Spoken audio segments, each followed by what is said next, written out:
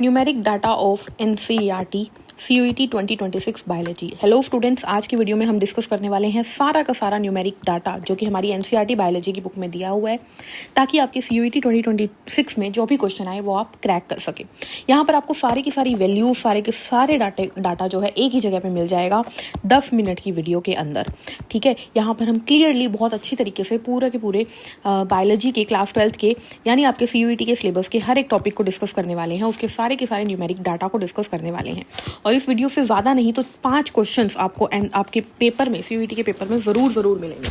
यानी कि 25 नंबर आप यहाँ पे लेने आए हो, तो बिल्कुल भी इस वीडियो को स्किप मत करिएगा, पूरी की पूरी देखिएगा। और वीडियो पसंद आए तो लाइक ज़रूर करिएगा, अपने दोस्तों में शेयर करिएगा और चैनल को सब्सक्राइब करिएगा। कोई भी टॉपिक, कोई भी चैप्टर आपको अगर पढ़ना है तो आप कमेंट भी कर सकते हैं। मिलते हैं तो देरी न करते हुए शुरू करते हैं। हेलो नमस्ते, आई एम दीपाली गोयल। स्वागत है आप सभी का, आप सभी के अपने चैनल साइंस मैजिक पर। देखिए, न्यूमेरिक डाटा को शुरू करते हैं। देखिए, सबसे पहले यहाँ पर क्या बात की गई है। सबसे पहले numeric data sexual reproduction in flowering plants कहा जाता है। क्या है? पोलन शेडिंग से 60% एंजियोस्पर्म्स जो होते हैं वो 2 सेल स्टेज पे अपने पोलन को शेड करते हैं और 40% 3 सेल स्टेज पे अपने पोलन को गिरा देते हैं। पोलन की वायबिलिटी 30 मिनट की होती है वीट एंड राइस के केसेस में, और सोलेनेसी रोसेसी की फैमिली में कई मंथ तक पोलन जो है वो वायबल रहते हैं, यानी जिंदा रहते हैं, खराब हुए बिना। पोलन को अगर स्टोर करना है तो लिक्विड नाइट्रोजन में -196 डिग्री सेल्सियस पे स्टोर किया जाता है। Very important. अमोर्फोफेलस जो होता है वो हमारा टोलेस्ट फ्लावर है, 6 फीट इन हाइट है। Very important. अब चलते हैं ह्यूमन रिप्रोडक्शन के ऊपर। ह्यूमन रिप्रोडक्शन के टॉपिक के ऊपर चलते हैं, उसके क्वेश्चंस को देखते हैं। तो ह्यूमन रिप्रोडक्शन में पहली बात याद रखनी है, स्क्रोटम जो होता है वो आउटर साइड में क्यों लोकेटेड है, टेस्टिस को क्यों रखता है? क्योंकि वो 2 से 2.5 डिग्री सेल्सियस कम टेम्परेचर देता है हमारी मेल की बॉडी में, ताकि टेस्टिस के अंदर स्पर्म बन सके। टेस्टिस की लेंथ 4 to 5 सेंटीमीटर होती है, विड्थ 2 to 3 सेंटीमीटर होती है। टेस्टिस के अंदर लगभग 250 कंपार्टमेंट्स होते हैं, जिसे हम टेस्टिकुलर लोब्यूल्स कहते हैं। ओवरी की साइज अगर बात करें तो 2 to 4 सेंटीमीटर इन लेंथ होती है। 15 से 20 मेमोरी लोब्स होती है एक ब्रेस्ट के अंदर। ठीक है, इंपॉर्टेंट। इजैक्यूलेशन की बात करें तो पर क्वाइटस 200 से 300 मिलियन स्पर्म रिलीज होते हैं। ठीक है, प्राइमरी फॉलिकल की बात करें तो प्यूबर्टी के टाइम से 60 से 80 हजार प्राइमरी फॉलिकल हमारी बॉडी में रह जाती है, फीमेल की बॉडी में, जो फिर हर मेंस्ट्रुअल साइकिल में आगे डेवलप होती जाती है। मेंस्ट्रुअल साइकिल 28 से 29 दिन की होती है। ठीक है, पहले मेंस्ट्रुएशन को मेनार्क कहते हैं और आखिरी को मेनोपोज कहते हैं, ये भी आपको याद रखना है। ठीक है, उसके बाद आ जाती है इमरजेंसी कॉन्ट्रासेप्शन जो होती है वो विदिन 72 आवर्स हमें करनी होती है, तभी जो है वो हम क्या कर पाएंगे, एक तरीके से हम बोल पाएंगे कि कॉन्ट्रासेप्टिव यूज हुई है, यानी कि प्रेगनेंसी को हम रोक पाएंगे। ठीक है, जेनेटिक्स एंड इवोल्यूशन की बात करें तो मेंडल का एक्सपेरिमेंट 7 साल तक चला था, 1856 से 1863। इन्होंने पी के ऊपर यानी पाइसम सेटाइवम के ऊपर काम किया था। मोनोहाइब्रिड रेशियो इन्होंने फिनोटिपिक 3:1 दी थी, जीनोटिपिक 1:1। फिनोटिपिक मतलब मॉर्फोलॉजिकल अपीयरेंस के बेसिस पे, एक्सटर्नल अपीयरेंस, और जीनोटिपिक जब हम जीन कॉन्स्टिट्यूशन देख लेते हैं वो। क्रोमोसोमल थ्योरी सटन एंड बॉवेरी ने 1902 में दी थी।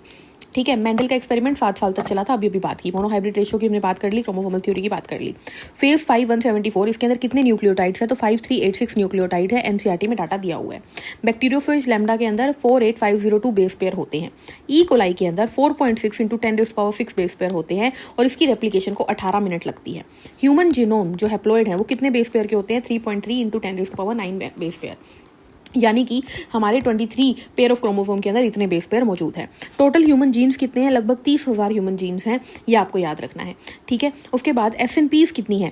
1.4 मिलियन लोकेशंस है। ब्रेन कैपेसिटी होमो हैबिलिस की इतनी है 650 to 800, होमो इरेक्टस की 900, निएंडरथल की 1400। Very important for CUET exam. Ecology and environment last topic के ऊपर चलते हैं। तो एनुअल CO2 फिक्सेशन कितनी होती है? 4 × 10⁻13 kg ऑफ कार्बन।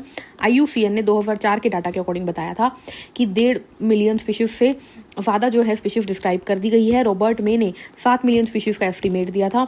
ठीक है, रेन फॉरेस्ट जो है वो हमारे पहले 14% एरिया कवर करते थे, अब सिर्फ 6% एरिया कवर करते हैं। ये है हमारा बायोडाइवर्सिटी लॉस।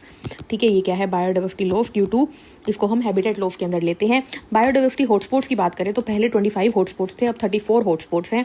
10% लॉस, सिर्फ 10% एनर्जी ही आगे की तरफ जाती है जो पार होती है फोटोसिंथेटिक एक्टिव रेडिएशंस, ये हमारे प्लांट्स लेते हैं सन से, और इस पार का 1 से 2% हिस्सा ही प्लांट्स लेते हैं, और फिर प्लांट्स आगे 10% एनर्जी को ट्रांसफर करते हैं।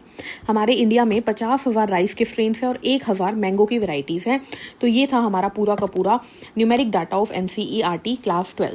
तो आज की वीडियो में बस इतना ही, मिलते हैं नेक्स्ट वीडियो में। इकोलॉजी को डिस्कस करेंगे पूरी की पूरी, एक ही वीडियो में एक एक करके चैप्टर डिस्कस करेंगे, 6 से 8 मिनट में एक चैप्टर को डिस्कस करेंगे। तो मिलते हैं नेक्स्ट वीडियो में, तब तक के लिए हंसते रहिए, मुस्कुराते रहिए। वीडियो पसंद आए तो लाइक करिए, अपने दोस्तों में शेयर करिए, चैनल को सब्सक्राइब करिए। और अगर कोई भी टॉपिक में आपको दिक्कत आती है, कोई भी टॉपिक आपको समझ नहीं आता है, तो बस कमेंट करके लिख दीजिए, आपको वो टॉपिक इतना आसानी से समझाया जाएगा कि कोई आपको दिक्कत ही नहीं होने वाली। मिलते हैं नेक्स्ट वीडियो में, तब तक के लिए हंसते रहिए, मुस्कुराते रहिए। Take care, thank you, bye bye.